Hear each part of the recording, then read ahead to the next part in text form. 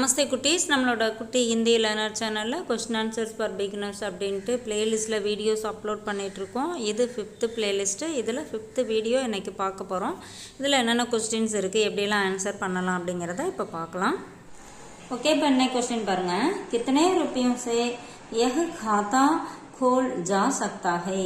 ஆக்சுவலாக இப்போ இதில் போட்டுட்ருக்க வீடியோஸ் எல்லாமே நீங்கள் அதுக்கு முன்னாடி இருக்க வீடியோஸோட அதோட தொடர்ச்சி தான் வந்துட்டுருக்கு. ஸோ அதை நீங்கள் எல்லாமே ஒன்று ஒன்றா பார்த்துட்டே வந்தீங்கன்னா ரொம்ப ஈஸியாக இருக்கும். ஏன்னா நேற்று வீடியோவில் பார்த்தீங்கன்னா பேங்க்குள்ளே போகிற மாதிரி உள்ளே வரலாமா அப்படின்னு பெர்மிஷன் கேட்குறது. அது எல்லா இடத்துலையுமே நம்ம கேட்கலாம்.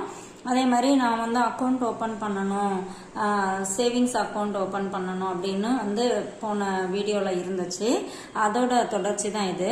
எவ்வளோ ரூபாய்க்கு இந்த அக்கௌண்ட் ஓப்பன் பண்ண முடியும்? இப்போ நம்ம பேங்க்கில் போயிட்டு அக்கௌண்ட் ஓப்பன் பண்ணோம்னா மினிமம் பேலன்ஸ் எவ்வளோ இருக்கணும், இவ்வளோ கட்டினா தான் அக்கௌண்ட் ஓப்பன் பண்ண முடியும் அப்படின்னு இருக்கும் இல்லையா? ஒவ்வொரு பேங்க்குக்கும் ஒரு ஒரு அமௌண்ட் வச்சுருப்பாங்க. ஸோ அதுக்காக தான் இந்த கொஸ்டின் வருது. கித்தனை रुपयों से यह खाता खोल जा सकता है. எவ்வளோ ரூபாயில் இந்த அக்கௌண்ட் ஓப்பன் பண்ண முடியும்? கேவல் 1000 रुपये से, அதாவது கேவல் அப்படின்னா ஒன்லி, 1000 रुपये से அப்படின்னா 1000 அப்படின்னா ஹஜார்னா 1000, 1000 रुपये, 100 அப்படின்னா 100, 1100 ரூபாயில், ஒன்லி 1100 ரூபாய், அதாவது 1100 ரூபாயில் ஓப்பன் பண்ணலாம் அப்படின்னு சொல்லி இங்கே கொடுத்துருக்காங்க. வெறும் 1100 ரூபாயில் அக்கௌண்ட்டு ஓப்பன் பண்ணலாம் அப்படின்னு சொல்லி இந்த இடத்துல கேவல் 1000 रुपये से, வெறும் 1100 ரூபாயில் அப்படின்னு சொல்லி இங்கே கொடுத்துருக்காங்க. அதாவது பேங்க்கில் நம்ம எந்த பேங்க்கு போனாலும் நம்ம ஒரு இனிஷியலாக ஒரு பேமெண்ட் பே பண்ணி தான் நம்ம அக்கௌண்ட் ஓப்பன் பண்ண முடியும் இல்லையா? அப்போ நம்ம பேங்க்கில் எவ்வளோ ரூபாய்க்கு அக்கௌண்ட் ஓப்பன் பண்ணணும் அப்படின்னு சொல்லி கேட்போம். எவ்வளோ ரூபாய் கட்டினா அக்கௌண்ட் ஓப்பன் பண்ண முடியும், அந்த மாதிரிலாம் கொஸ்டின் கேட்போம். கித்தனை रुपयों से यह खाता खोल जा सकता है. எவ்வளோ ரூபாயில் இந்த அக்கௌண்ட் ஓப்பன் பண்ண முடியும்? கேவல் 1000 रुपये से, வெறும் 1100 ரூபாயில் அப்படின்னு சொல்லி கொடுத்துருக்காங்க. இங்கே நம்ம 1000 ரூபாயில் அப்படின்னு சொல்லணும் அப்படின்னா, இல்லை ஃபுல்லாக இந்த மாதிரி சொல்லணும்னு வச்சுக்கோங்களேன். 1000 रुपये से यह खाता खोल जा सकता है. 1000 ரூபாயில் இந்த அக்கௌண்ட் ஓப்பன் பண்ண முடியும். இந்த மாதிரி ஃபுல்லாகவும் ஆன்சர் பண்ணலாம். இங்கே வெறும் 1100 ரூபாயில் அப்படின்னு சொல்லி கொடுத்துருக்காங்க. பேச்சு வழக்கில் நம்ம சிம்பிளாக தான் எல்லாத்துக்குமே ஆன்சர் பண்ணுவோம் இல்லையா? அவங்க பேர் என்ன அப்படின்னா என்னுடைய பெயர் அப்படிலாம் சொல்ல மாட்டோம், பேர் மட்டும்தான் சொல்லுவோம். அந்த மாதிரி தான் இங்கே ஆன்சர் கொடுத்துருக்காங்க. வெறும் 1100 ரூபாயில் அப்படின்னு சொல்லியிருக்காங்க. வெறும் 1100 ரூபாயில் இந்த அக்கௌண்ட்டை ஓப்பன் பண்ண முடியும் அப்படின்னு ஃபுல்லாக சொல்லணும்னா கேவல் 1000 रुपये से यह खाता खोल जा सकता है அந்த மாதிரி சொல்லிக்கலாம். நம்மளா எப்படி வேணாலும் நம்ம அதை சொல்லிக்கலாம். ஆனால் பேச்சு வழக்கில் எல்லாமே ஷார்ட்டாக தான் நம்ம சொல்கிறோம்.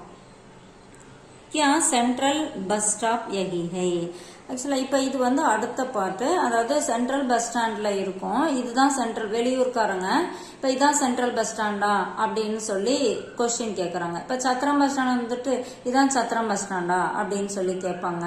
இந்த மாதிரி அதுதான் அப்படிங்கிறது அவங்களுக்கு தெரியாது. வெளியூர்லேருந்து வந்திருப்பாங்க, அன்னைக்கு தான் அந்த ஊருக்கு ஃபர்ஸ்ட் வந்திருக்காங்க அப்படின்னு சொல்லிட்டு அவங்களுக்கு தெரியாமல் இருக்கும். ஸோ அப்போ இந்த மாதிரி கொஸ்டின் கேட்கலாம். கியா சென்ட்ரல் பஸ் ஸ்டாப் யஹி ஹை, என்ன சென்ட்ரல் பஸ் ஸ்டாண்ட் இதானா? हाँ यही सेंट्रल बस स्टॉप है. हाँ ஆமாம், இதுதான் சென்ட்ரல் பஸ் ஸ்டாப் है. அடுத்து பாருங்க. பஸ் கே ஆனே மே தேரி ஹோகி, பஸ் வரத்துக்கு லேட் ஆகுமா? ஏதாவது ஒரு இடத்துக்கு போகிறதுக்கு சொல்லியிருப்பாங்க, அந்த இடத்துக்கு போகணும் அப்படின்னு சொல்லிட்டு, என்ன பஸ் வரத்துக்கு லேட் ஆகுமா அப்படின்னு சொல்லி. ஒரு சில இடத்துக்கு பார்த்தீங்கன்னா 1 மணி நேரத்துக்கு ஒரு பஸ்ஸு, இல்லை 2 மணி நேரத்துக்கு ஒரு பஸ்ஸு கூட இருக்கும், இல்லை 5 நிமிஷத்துக்கு ஒரு பஸ் எல்லாம் இருக்கும் இல்லையா? அப்போ என்ன பஸ் வரத்துக்கு லேட் ஆகுமா அப்படின்னு நம்ம கொஸ்டின் கேட்போம் இல்லையா? பஸ் கே ஆனேமே தேரி ஹோகி, பஸ் வரத்துக்கு லேட் ஆகுமா? நஹி, இல்லை. ஹர் 5 மினிட் பர் ஏக் பஸ், இல்லை லேட் ஆகாது அப்படின்னு சொல்கிறோம் இல்லையா? அதுக்கு தான் நஹி. ஹர் 5 மினிட் பர், ஒவ்வொரு 5 நிமிஷத்துக்கும் ஒரு பஸ் இருக்கு. இப்போ ஹர் 10 மினிட் பர் ஏக் பஸ் ஹை அப்படின்னா ஒவ்வொரு 10 நிமிஷத்துக்கும் ஒரு பஸ் இருக்கு. அதாவது 10 நிமிஷத்துக்கு ஒரு பஸ் இருக்கு அப்படின்னு சொல்றோம் இல்லையா, அதே தான் இங்கே 5 நிமிஷத்துக்கு ஒரு பஸ் இருக்கு அப்படின்னு சொல்லி இங்கே கொடுத்துருக்காங்க. இந்த மாதிரி நம்ம டைம் எது வேணாலும் நம்ம மாத்திக்கலாம்.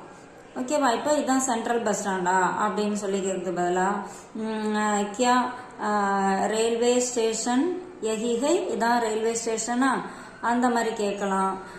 எது வேணாலும் நம்ம என்ன கேட்கணும் அப்படின்னு நினைக்கிறோமோ, கியா சென்ட்ரல் பஸ் ஸ்டாப் யஹி ஹை அப்படிங்கிறது கியா ரயில்வே ஸ்டேஷன் யஹி ஹை. இந்த இடத்துல சென்ட்ரல் பஸ் ஸ்டாப் அப்படிங்கிறத எடுத்துட்டு நமக்கு என்ன இடத்த நம்ம கேட்கணுமோ அதை சொல்லி இந்த கொஸ்டினை நம்ம கேட்டுக்கலாம். அதே மாதிரி ஆன்சர் நம்மகிட்ட என்ன ஆன்சர் இருக்கோ அதை போட்டுக்கலாம். இந்த மாதிரி நம்மளா சென்டென்ஸ் கிரியேட் பண்ணி பேசி பார்த்தோம் அப்படின்னா லாங்குவேஜ் ஈஸியாக கற்றுக்கலாம். தேங்க்யூ.